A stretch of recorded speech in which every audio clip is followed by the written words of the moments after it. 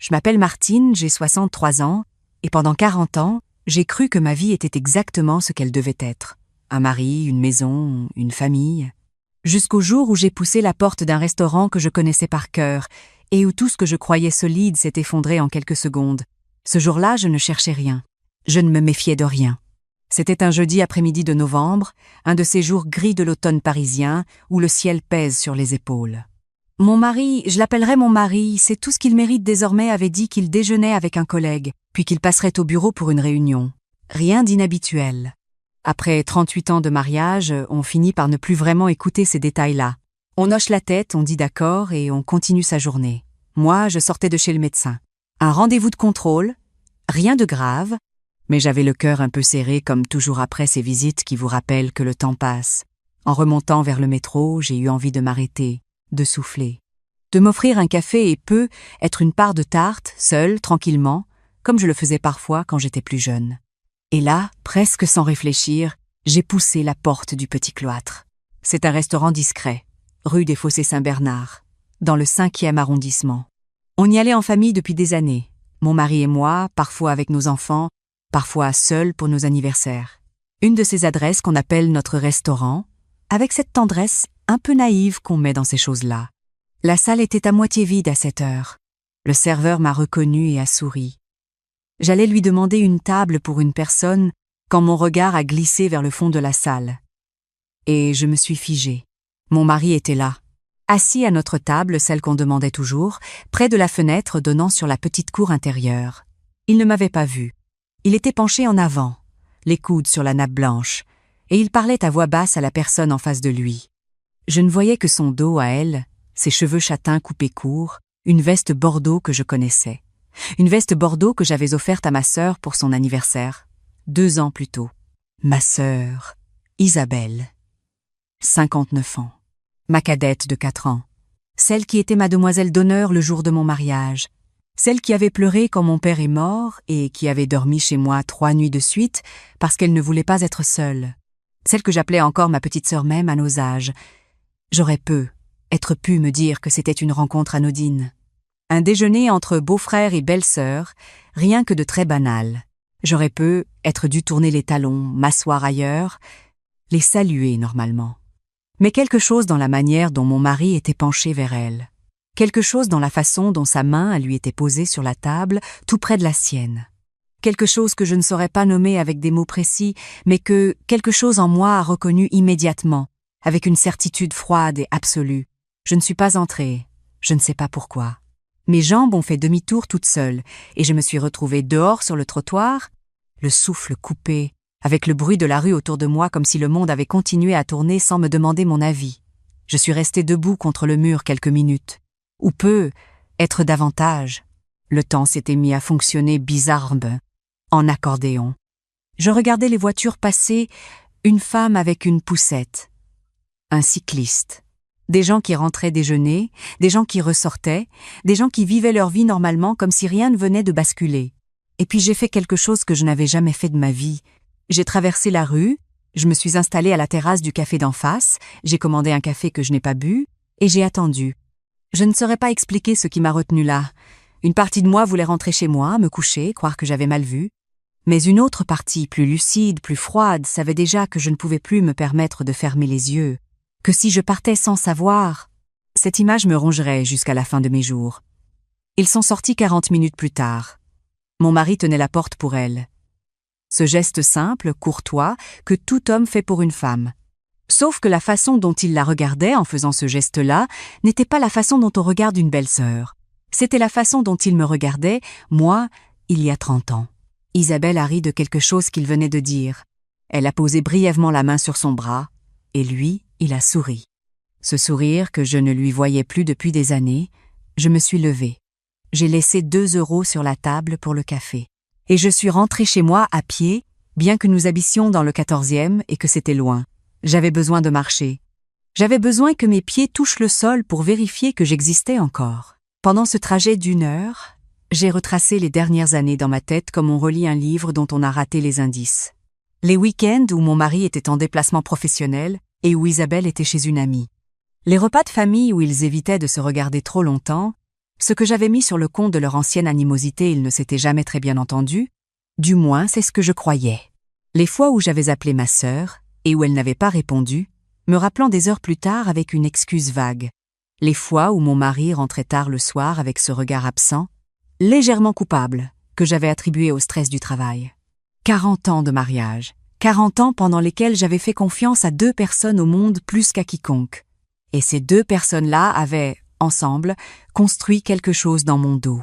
La question que je n'arrivais pas à ne pas me poser, c'était « Depuis combien de temps ? Quand je suis rentrée à la maison, il était 10 à 7 heures. Mon mari ne serait là qu'en fin de soirée. J'avais le temps. J'ai fait du thé. Je me suis assise à la table de la cuisine et j'ai réfléchi. Je veux être honnête avec vous. Je n'étais pas dans un état de panique. J'étais dans un état étrange, presque clinique, comme si une partie de moi avait décidé de mettre les émotions en attente pour pouvoir fonctionner. C'est peu, être ce qui se passe quand le choc est trop grand, quelque chose en vous se met en mode survie. J'ai pensé à nos enfants. Nous en avons 2. Notre fils aîné Édouard, qui a 35 ans, et vit à Lyon avec sa femme et leurs 2 petits, et notre fille Camille, 32 ans, qui travaille à Bordeaux. Ils adorent leur père, ils adorent leur tante Isabelle, et ça m'a traversé comme une lame. J'ai pensé à notre appartement, acheté ensemble en 1998, rue Daguerre. J'ai pensé à nos comptes joints, à notre retraite que nous avions planifiée ensemble, au voyage que nous avions encore envie de faire. J'ai pensé à tous les projets qui, en l'espace d'une après-midi, avaient changé de nature sans que j'aie eu mon mot à dire. Et puis j'ai pensé à quelque chose de très concret. Est-ce que je voulais une confrontation immédiate ? Ou est-ce que je voulais d'abord savoir exactement à quoi je m'en tenais ? J'ai choisi la 2e option, pas par lâcheté, par intelligence. Le lendemain matin, pendant que mon mari dormait encore, je me suis levée à 6 heures. J'ai pris son téléphone sur la table de nuit, il ne le verrouillait plus depuis des années. L'habitude de la confiance, et je suis allée m'enfermer dans la salle de bain.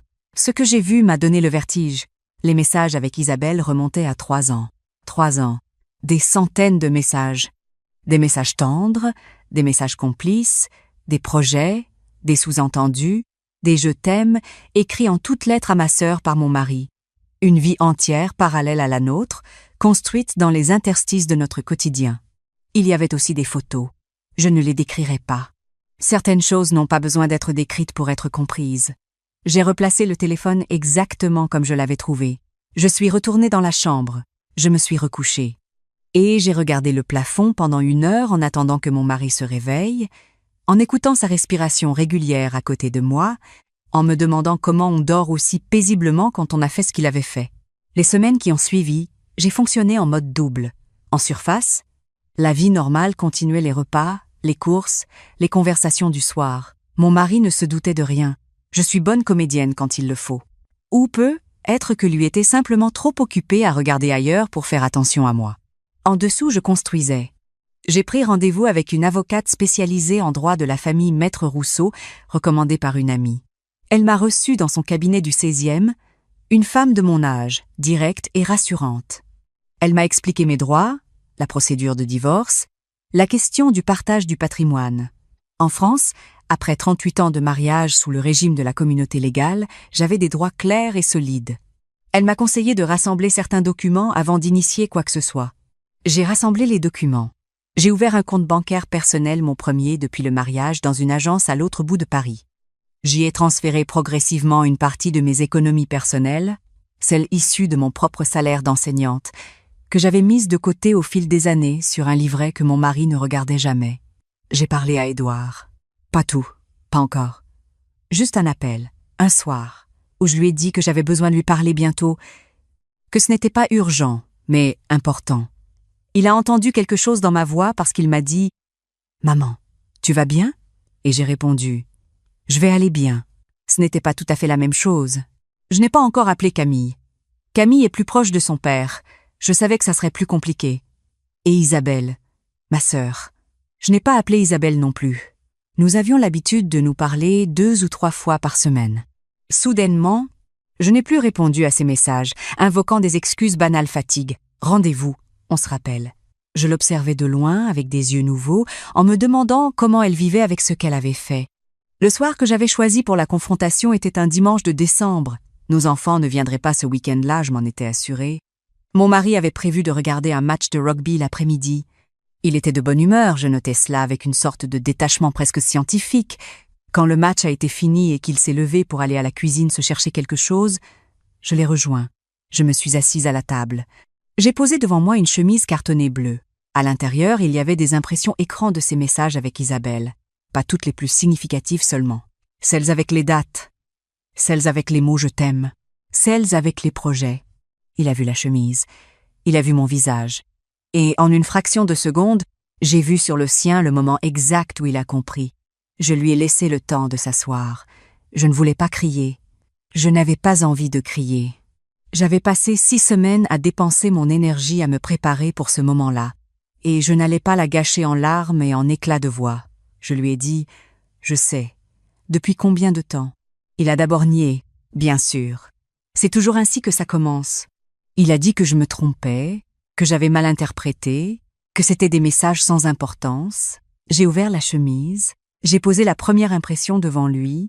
Il a arrêté de parler. Le silence a duré longtemps. Et puis il a dit quelque chose que je n'attendais pas. Il n'a pas demandé pardon. Il n'a pas pleuré. Il a dit, d'une voix basse et presque lasse, « Ça fait 4 ans. 4 ans. » J'ai refermé la chemise. Je me suis levée. Et je lui ai dit, très calmement, que Maître Rousseau l'attendait lundi matin pour lui remettre les documents initiaux de la procédure de divorce, que j'avais déjà parlé à notre notaire pour la question de l'appartement, et que je lui laissais le week-end pour réfléchir à la manière dont il souhaitait annoncer la chose à nos enfants, parce que s'il ne le faisait pas lui-même d'ici vendredi, je le ferais à sa place. Il m'a regardé comme s'il ne me reconnaissait pas. Peut être qu'il ne me reconnaissait pas, peut être qu'en 6 semaines j'avais changé, ou peut être que je m'étais simplement révélée à moi-même.